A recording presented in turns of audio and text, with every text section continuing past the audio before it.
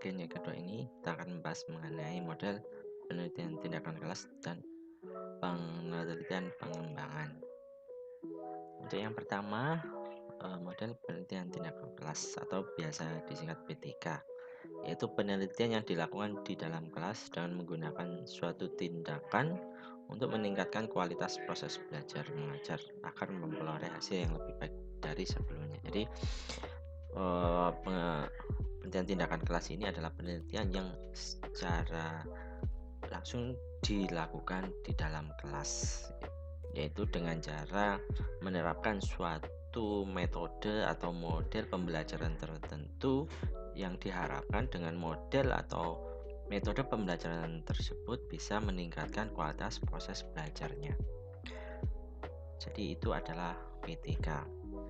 Tujuannya yang pertama memperbaiki pola mengajar guru, memperbaiki perilaku siswa, termasuk tujuannya ya bisa termasuk hasil dan juga prestasi siswa. Yang ketiga meningkatkan praktek pembelajaran, jadi bisa digunakan sebagai model atau metode baru. Kemudian mengubah kerangka kerja guru dalam mengajar sehingga menjadi peningkatan pelayanan profesional guru. Kemudian tahap-tahap PTK. Yang pertama perencanaan, pelaksanaan, pengamatan, sama refleksi. Nah, rancangan tahap-tahap tersebut ini disebut siklus. Nah, dalam PTK ini ada beberapa siklus. Siklus pertama, kedua, dan ketiga. Sampai ketiga ya. Siklus ini adalah rangkaian tahap PTK, dimana ketika siklus pertama ini dirasa kurang maksimal, maka dilakukanlah siklus yang kedua. Bila siklus kedua ini belum maksimal juga, maka dilakukan siklus ketiga dan seterusnya. Tapi biasanya kebanyakan sih sampai siklus kedua atau ketiga. Nah, ini untuk tahap-tahapannya. Dimulai dari prasiklus atau observasi. Jadi sebelum siklus 1 dimulai itu kita adakan observasi atau pengamatan dulu, atau biasa disebut prasiklus. Kita lihat dulu apa yang menjadi kebutuhan dari kelas tersebut. Ya, ketika suatu kelas itu dalam siswanya itu kurang, misalkan KKM-nya, prestasi belajar, nah itu kita observasi dulu apa yang menjadi kendala. Nah, setelah kita sudah observasi analisis, baru kita menentukan. Ya, ternyata di kelas itu misalkan kurang adanya pembelajaran yang menarik. Nah, di situ kita bisa menggunakan model atau metode pembelajaran yang bisa menarik motivasi siswa. Nah, di situ. Kemudian baru setelah kita observasi amati, baru kita lakukan siklus 1, siklus 2, dan seterusnya. Seperti yang saya jelaskan tadi, siklus ini bisa sampai 3, bisa sampai 4 dan seterusnya, tergantung dari sejauh mana efektivitas itu sudah tercapai, seperti itu ya. Jika siklus 1 ini misalkan motivasinya kurang, maka dilakukan siklus 2. Siklus 2 dirasa kurang, siklus ketiga, dan seterusnya. Ya, seperti itu. Untuk langkah-langkah perencanaan tadi ya, yaitu menyiapkan bahan-bahannya dulu. Misalkan kita menggunakan model pembelajaran mind mapping, katakan seperti itu. Kita siapkan dulu bahan-bahannya apa saja. Misalkan kertas, media pembelajarannya ya, pakai itu penggaris dan sebagainya yang kaitannya dengan persiapan untuk pembelajarannya, bahan-bahannya. Ya, termasuk semua penyiapan bahan-bahan ini pasti dituliskan dalam RPP. Jadi biasanya itu kalau perencanaan itu semua kegiatan, model, langkah-langkah pembelajarannya termasuk medianya itu dicantumkan di RPP-nya, seperti itu. Kemudian yang tahap selanjutnya adalah pelaksanaan tindakan, yaitu aplikasi dari metode atau model yang dikerjakan tadi. Jadi kita buat seperti tabel bisa ataupun list seperti itu ya, kegiatan pembelajarannya. Kemudian observasi, yaitu mengamati, pencatat, dan tindakan. Jadi observasi ini kita berdasarkan penyiapan bahan tadi ya, misalkan pencatatan tindakan ya lembar observasi. Kita buat lembar observasi untuk menilai ya sejauh apa hasil atau bagaimanakah hasil dari penerapan metode atau model pembelajaran tersebut. Kemudian yang terakhir refleksi, yaitu menganalisis data melalui hasil observasi tadi. Jadi kita analisis, kita simpulkan, kita narasikan hasil-hasil pencatatan observasi tadi. Nah, seperti itu. Ketika analisis data ini kita simpulkan bahwasannya ternyata menggunakan mind mapping tadi motivasi siswa meningkat, tapi tidak sesuai dengan target kita, maka dilakukan siklus yang kedua. Ketika siklus 2 itu kita terapkan belum juga mencapai target motivasinya, ya kita lakukan siklus yang ketiga dan seterusnya. Itu adalah PTK atau penelitian tindakan kelas. Kemudian kita lanjut ke model penelitian pengembangan, yaitu bagian metode riset atau penelitian yang digunakan untuk menghasilkan suatu produk tertentu seperti prototipe, desain, materi, media, strategi, alat evaluasi dalam proses pembelajaran dan menguji produk tersebut. Jadi poin di sini adalah untuk penelitian pengembangan ini kita harus menghasilkan suatu produk ya. Bisa itu bahan ajar, bisa itu media pembelajaran ya. Misalkan kalau bahan ajar ya LKS mungkin atau buku, bisa juga media pembelajaran misalkan media PowerPoint ya, PowerPoint ataupun media yang berbasis interaktif yang menggunakan makro media flash dan seterusnya ya. Kalau kemarin saya pakai IPP ya, atau pakai YouTube.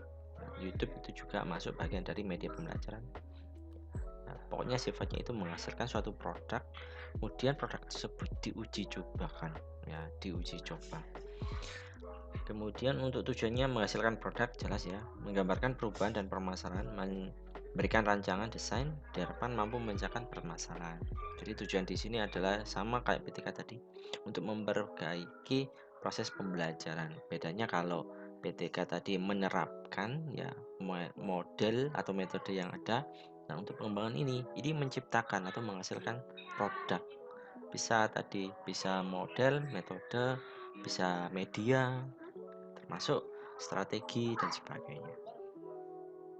Nah, untuk penelitian data pengembangan ini ada beberapa model. Di sini saya mencontohkan 3 saja. Yang pertama model desain Hanafin dan Pick. Ya. Kemudian yang ketiga ada model menurut Bock dan Gal dan model DDDE. Untuk model Hanafin dan Pick ini langkah-langkahnya yang pertama ini need assessment atau penilaian kebutuhan ya.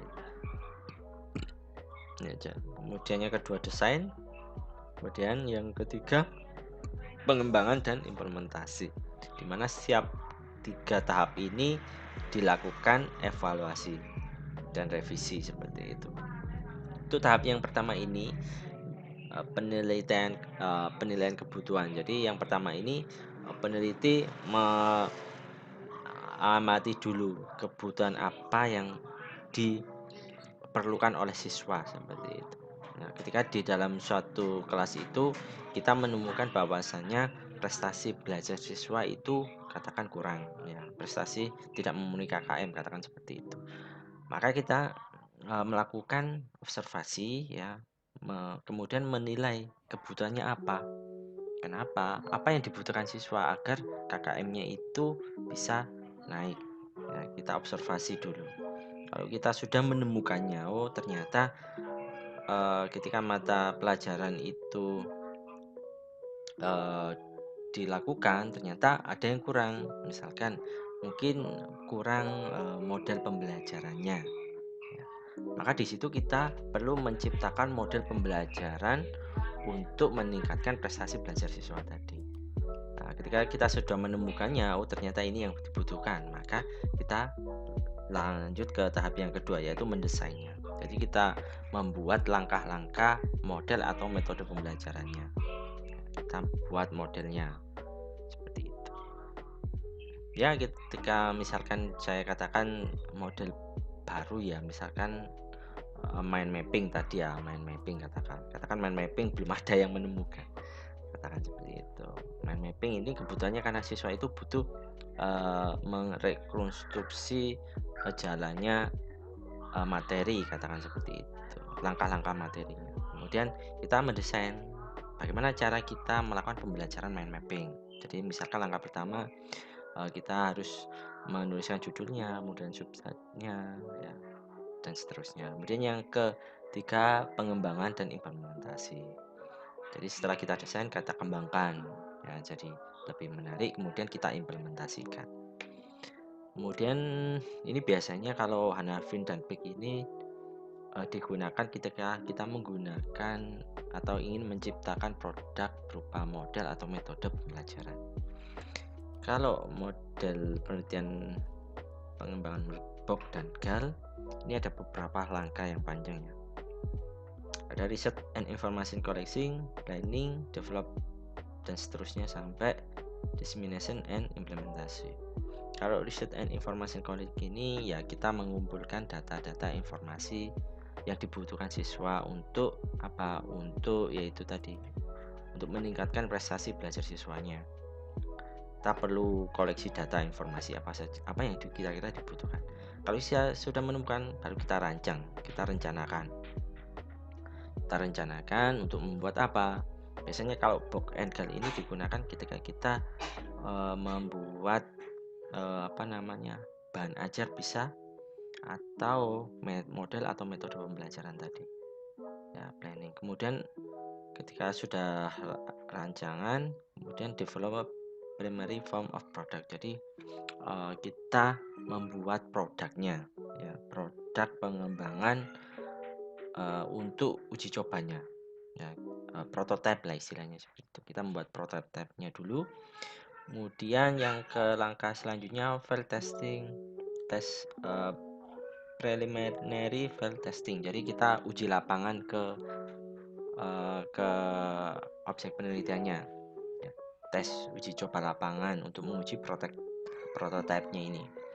Dan operation field testing, jadi uji lapangannya, ya, ini uji lapangan, ini uji lapangannya juga ya, jadi mengcek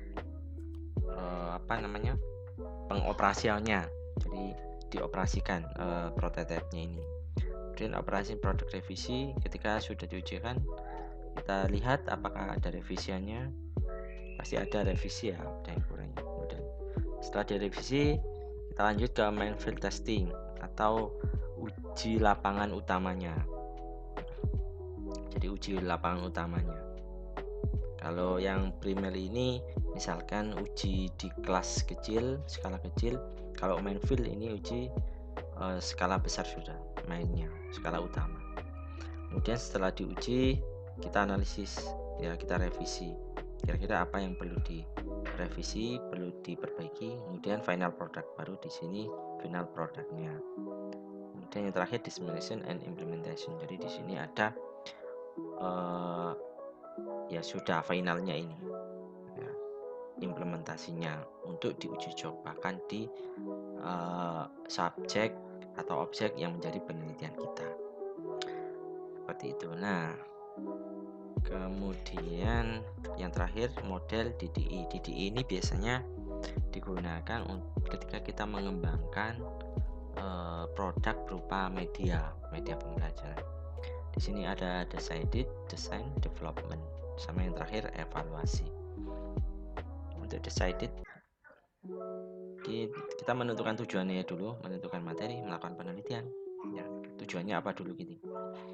Sampai yang tadi ya, kita tentukan dulu untuk apa kita membuat media pembelajaran ini, apa yang menjadi kebutuhan dari siswa.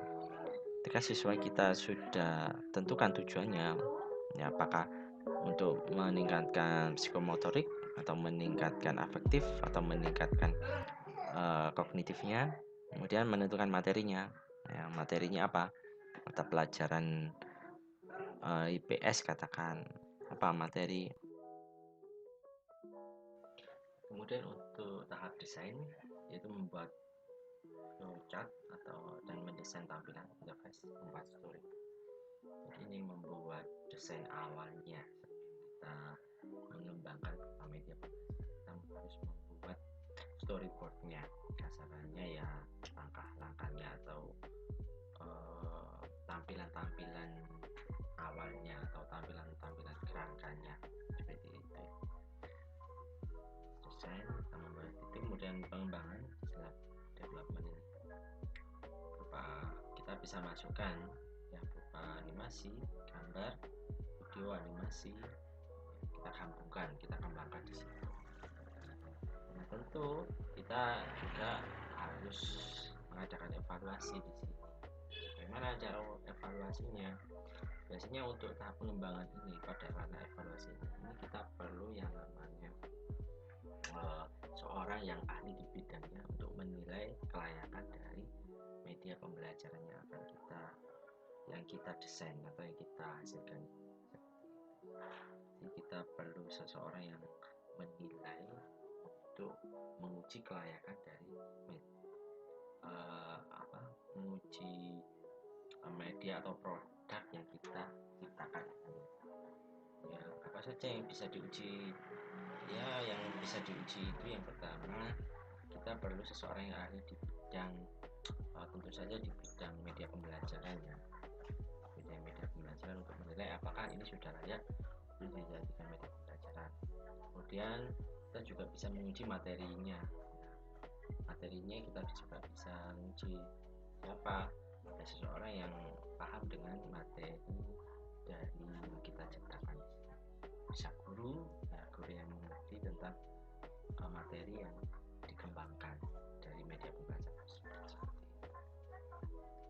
Nah, bisa ahli, kalau sini kan bisa ahli media atau ahli desain media pembelajaran atau ahli di bidangnya.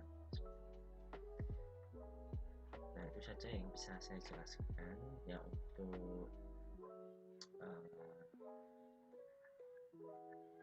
model pengembangan PTK dan juga penelitian pengembangan dan model sederhana Finfit, POC dan GAL, dan juga model GDTI.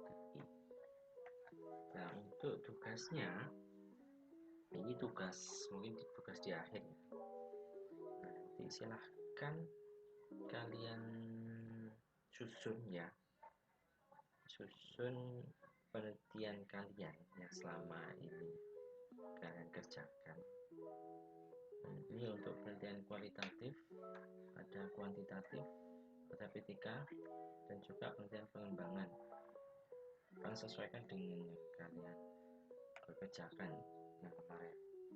Jadi untuk isi dari kualitatif ini formatnya di bab 1, konteks penelitian atau latar belakang, fokus penelitian, perumusan masalah, tujuan, manfaat, sama definisi istilah, kajian pustaka ya, kajian teorinya, terus metode penelitiannya, ada pendekatan, jenis penelitiannya.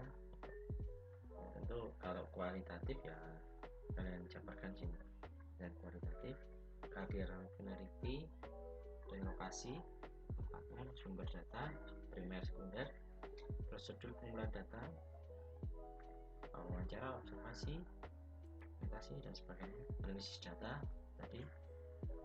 Kalian pakai model Spriggly atau Mersenne Huberman, pengajian keabsahan data, kalian pakai apa? Informasi data penelitiannya.